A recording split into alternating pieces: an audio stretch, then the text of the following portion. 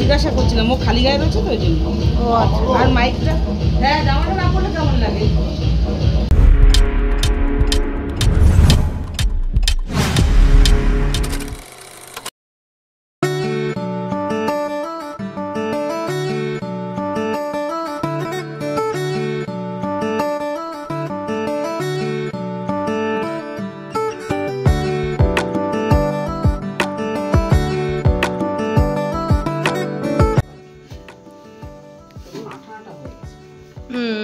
आठा आठा हो गए।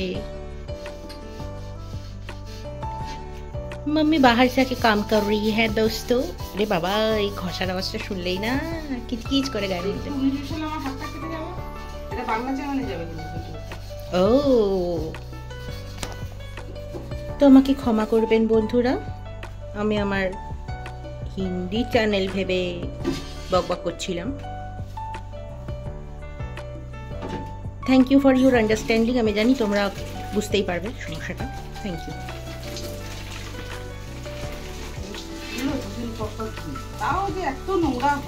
প্রচন্ড নোংরা হয় আর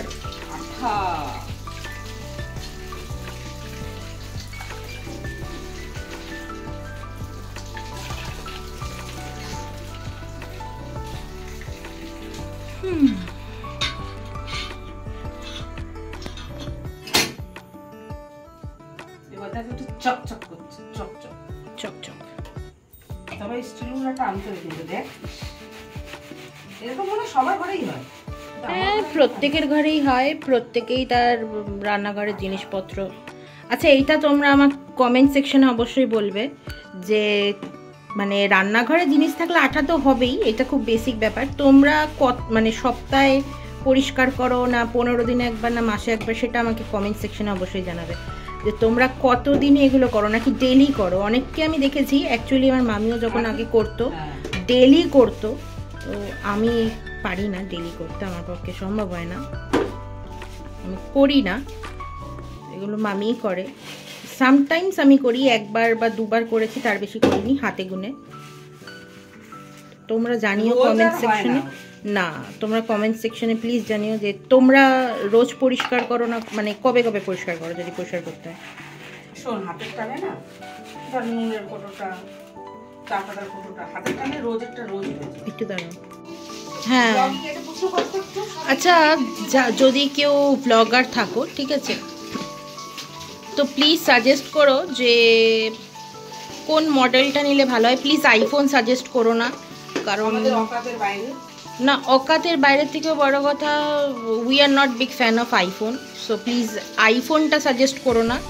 আদারওয়াইজ যদি কোনো ফোন থাকে, আমি শুনেছি অনেকে বলে স্যামসাং গ্যালাক্সি, বাট স্যামসাং আমি ইউজ করেছি, একটাই প্রবলেম হয় আমার ক্ষেত্রে, আমি নোটিস করেছি, এবং আমি না আমার রিলেটিভসদের মধ্যেও যারা যারা স্যামসাংটা ইউজ করেছে, স্যামসাংয়ের মানে কোয়ালিটি প্রচুর ইমপ্রুভ করেছে এবং camera is also very good, কিন্তু ওর একটাই প্রবলেম, সেটা হচ্ছে 1 বছর হয়ে গেলে না ফোনটা না একটু মানে হ্যাং করা স্টার্ট করে দেয়, ভীষণ স্লো হয়ে যায় 1 বছর হয়ে গেলে। এবং এটা আমি যেই কতবার স্যামসাং ইউজ করেছি আমি এই সেম জিনিস ফেস করেছি, আর আমার রিলেটিভস যারা নিয়েছিলেন তারাও এই একই জিনিস ফেস করেছে, তারা একটু এবং গ্যালাক্সির মডেলসগুলো ইউজ করেছে। লাস্ট আমি ওটাই জানি, এর থেকে বেশি আমি বলতে পারবো না, কিন্তু 1 বছরের মধ্যে না প্রচণ্ড হ্যাং করে। যদি তোমরা কেউ স্যামসাং ইউজার হয়ে থাকো, সো প্লিজ বলবে যে এটা কি শুধু আমাদের সঙ্গেই হয় নাকি তোমাদের সঙ্গেও হয়, সেটাও কিন্তু জানিও। আর সত্যি কথা বলতে হ্যাঁ মানে আমি আমার মাসিমণির কথা বলছি, খুব বেশি আহামরি অ্যাপ ইউজ করা বা সামথিং এইসব কিছুই করে না। এবার দেখো ইউটিউব, ইনস্টাগ্রাম, ফেসবুক এগুলো তো নর্মাল জিনিস, প্রত্যেকে ব্যবহার করে আজকের দিনে, তো তাতেও আমার মাসিমণির ফোনটা মানে খুব তাড়াতাড়ি ওটা একটু হ্যাং করা স্টার্ট করে দিয়েছিল। তো তোমরা প্লিজ আমাকে জানিও। আর যদি মনে হয় যে ওপোর মধ্যে কোনো মডেল তোমরা জানো যেটা খুব বেস্ট হতে পারে ফর ব্লগিং অফকোর্স, তো প্লিজ কমেন্ট সেকশানে জানিও প্লিজ, ঠিক আছে? যে হ্যাঁ, কারণ একটু প্রবলেম হয়ে যাচ্ছে, কারণ দেখো সত্যি কথা বলতে যেটা আমরা এখন ভিডিও করছি এটাও নতুন ফোন এবং এটা ওপোরই ফোন, সামটাইমস কি হয়, যখন ফোনের স্টোরেজটা একটু কম থাকে তখন ফোনটা এইভাবে, মানে এইটা ওপো F25, সো একদম লেটেস্ট মডেলটা ছিল যখন আমি নিয়েছি আর কি, গত বছর নিয়েছিলাম। তো এইটার প্রবলেম কি হয়, মানে এখন যেহেতু ফোনগুলোতে প্রচুর স্মার্ট প্রসিডিওরস অ্যাড করা হয়েছে, তো যখনই স্টোরেজ একটু কম থাকে না, ও অটোমেটিক ওর কোয়ালিটিটা একটু ডাউন করে দেয়। এবার দেখো, ব্লগিং করতে গেলে তো স্টোরেজ মেনটেন করে ব্লগিং করাটা সত্যিই খুব প্রবলেমেটিক। হ্যাঁ, এবং এখন এটা হয়, যেমন আগে এটা হতো, অফকোর্স যারা 90s থেকে ফোন ইউজ করে তারা সবাই বলতে পারবে যে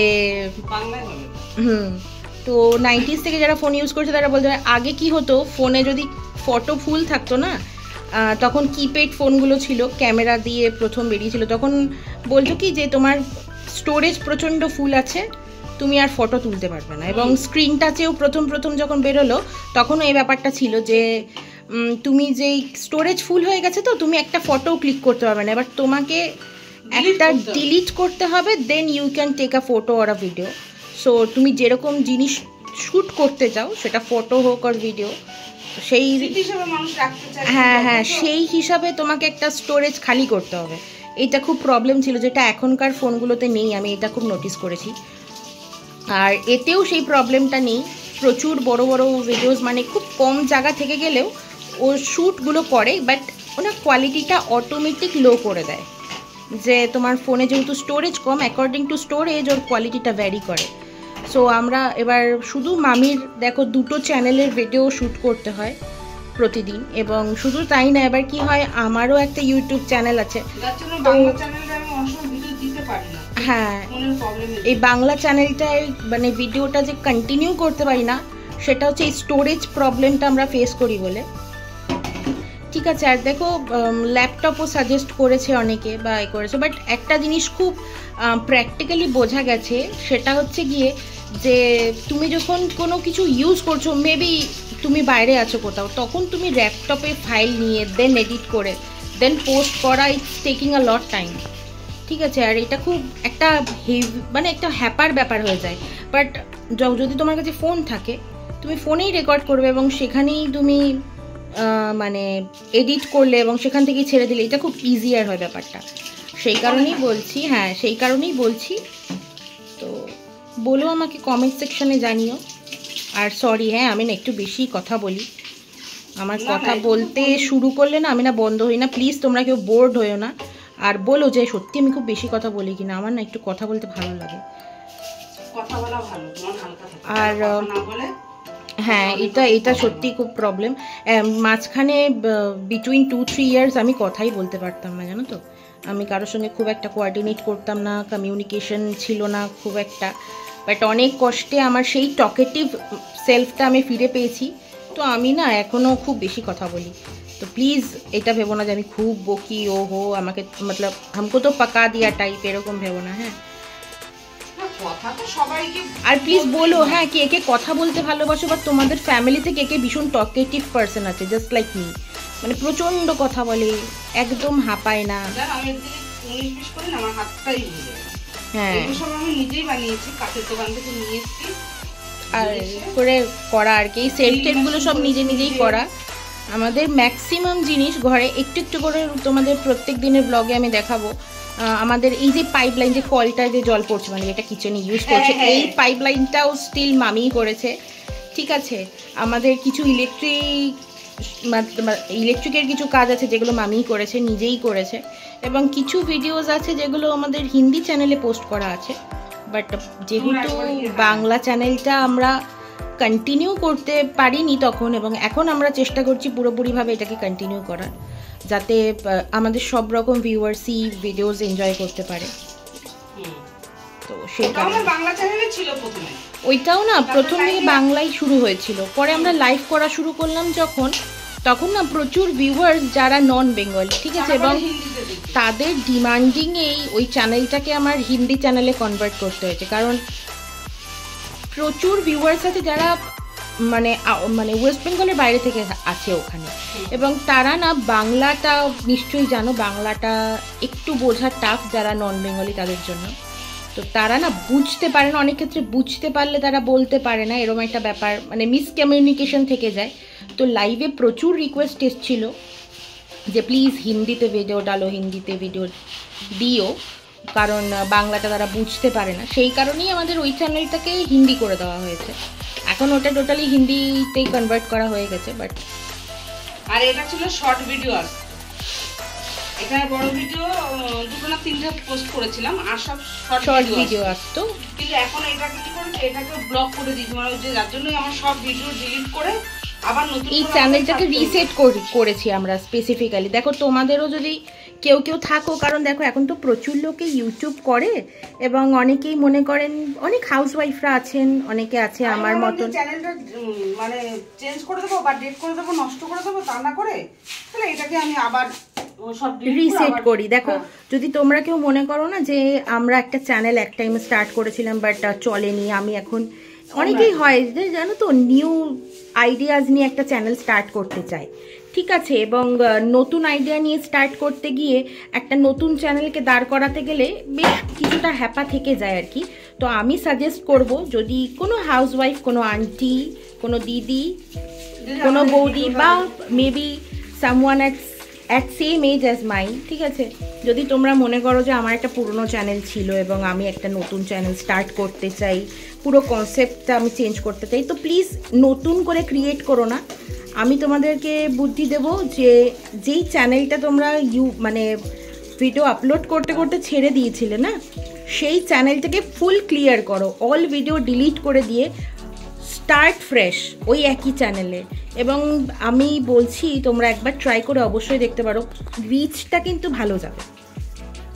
একটা নতুন চ্যানেলের রিচ পাওয়াটা যেই প্রবলেম, যতটা কষ্ট, যতটা স্ট্রাগল থাকে, একটা পুরনো চ্যানেলকে পুরো নিউলি ফ্রেশ করে একদম স্টার্ট করলে না, সে ব্যাপারটা খুব ইজিলি হয়ে যায় এবং তোমরা ভিউজটা খুব তাড়াতাড়ি গেইন করতে পারবে।